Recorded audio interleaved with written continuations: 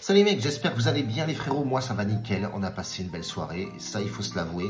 En attendant, si tu n'es pas encore abonné, je te laisse t'abonner juste ici, mets-moi un petit pouce pour le référencement, envoie de la force et n'oublie pas, on a un groupe Telegram qui a fait fureur d'ailleurs, tu auras les résultats juste ici. On a bien commencé le VIP, donc ça c'est plutôt pas mal avec des buteurs, des matchs en late goal, fin et début de mi-temps, pardon. Donc ça a été plutôt fructifiant, on va dire, cette soirée. On peut dire ça comme ça. Je sais pas si ça se dit, mais bon, c'est pas grave.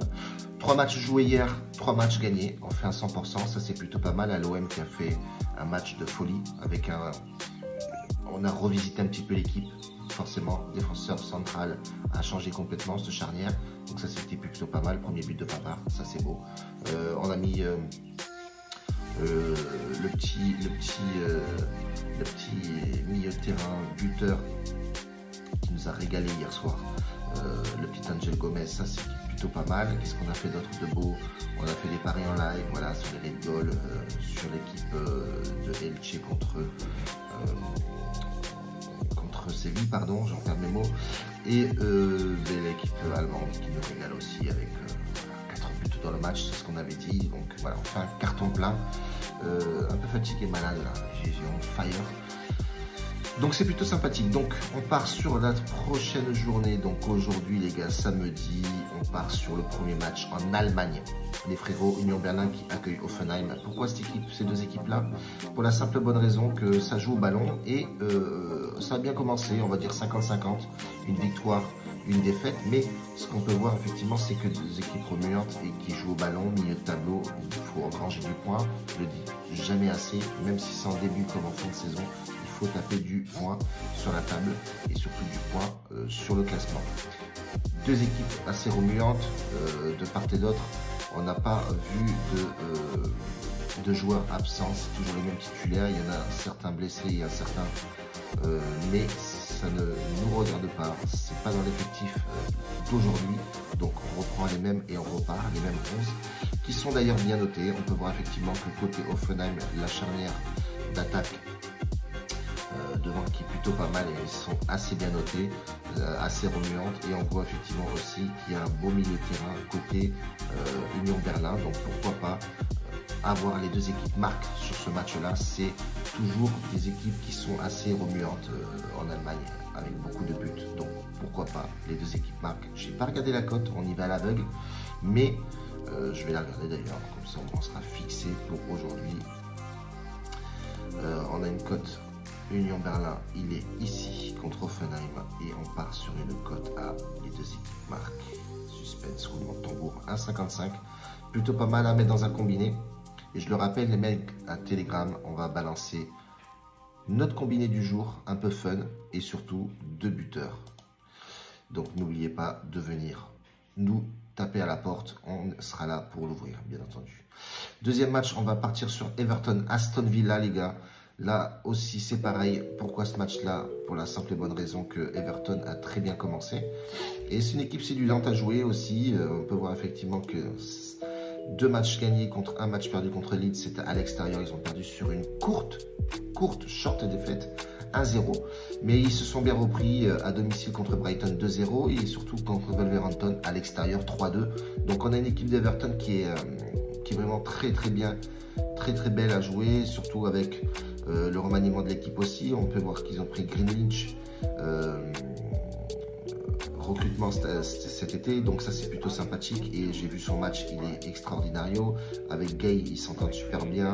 Ndiaye qui joue à Marseille aussi a fait un bon match, il était sur les rotules, il claquait. Donc on a un match vraiment très ouvert je pense, avec une équipe d'Everton qui est très costaud et surtout ça va jouer à domicile, donc ça va être plutôt pas mal. Et on a une équipe d'Aston Villa qui, elle aussi, ça pêche un peu je crois, Aston. Quand tu regardes un petit peu les derniers matchs d'Aston Villa dans cette compétition, ils ont perdu quand même 2 matchs. Ils ont commencé un match avec un carton rouge contre Newcastle.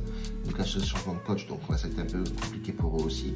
Mais ils ont fait un match nul, 0-0, c'est à domicile. Ensuite, ils se déplacent à Brentford, ils perdent 1-0.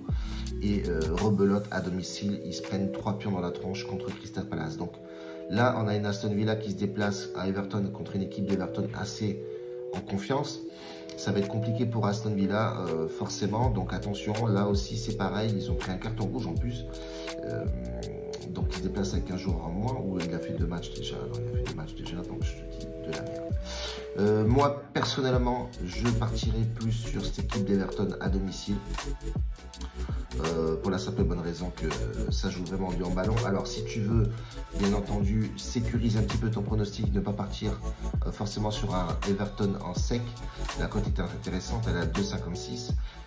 Tu peux forcément partir sur un Dronobet, donc rembourser 6 matchs nuls à 1,79. Moi, c'est ce que je ferai pour sécuriser dans mon combiné que je vais mettre. Sinon, je vais la tenter en sec parce que je vois pas Everton perdre à domicile avec l'effectif qu'ils ont, la confiance qu'ils ont. Je ne pense pas que ça soit possible qu'ils perdent à domicile. Donc, je partirai plus sur un Everton en sec, les gars. Et si tu veux, bien entendu, sécuriser ton pronostic, je t'invite fortement à partir sur un Dronobet. Donc, rembourser 6 matchs nuls. Everton, rembourser 6 matchs nuls, tout simplement. Rototo, attention, pardon. Troisième match, Atlético Bilbao Alaves. Voilà, ça aussi c'est pareil, un match assez ouvert avec un Atlético Bilbao qui, moi, me plaît. Voilà, cette équipe me plaît.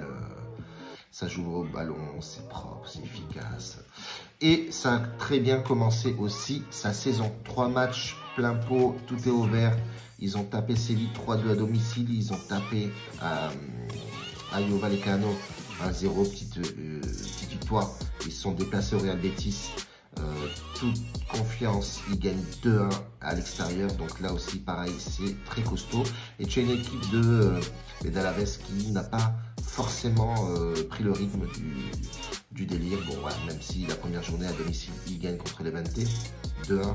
Et ensuite, ils enchaînent de méformes avec Real Betis à l'extérieur où ils perdent 1-0. Ils font un match nul quand même, ils se reprennent contre l'Atlético Madrid 1-1. Donc attention, voilà, Alaves à l'extérieur, ça va être compliqué pour eux, sachant qu'il a, c'est un mastodon quand même, avec une équipe de Atlético Bilbao qui est très costaud. On peut voir effectivement avec cet effectif William devant Samadi, voilà, c'est vraiment très très costaud. Atlético Bilbao cette année, ça va faire du mal sévère et je pense pas voir cette équipe de Bilbao perdre aujourd'hui à domicile avec l'effectif qu'il a. Comparer toujours l'effectif avec celui d'Alaves, pour moi honnêtement il n'y a pas photo. Donc je partirai sur un petit tu m'as compris, Atlético Bilbao à domicile en sec, pour la simple bonne raison que voilà, tu as une équipe très costaud et l'écart de niveau de ces deux équipes-là, ben voilà, ça coïncide. Bref, en tout cas, on reste comme ça pour aujourd'hui. N'oubliez pas les mecs, on se retrouve demain. La vie.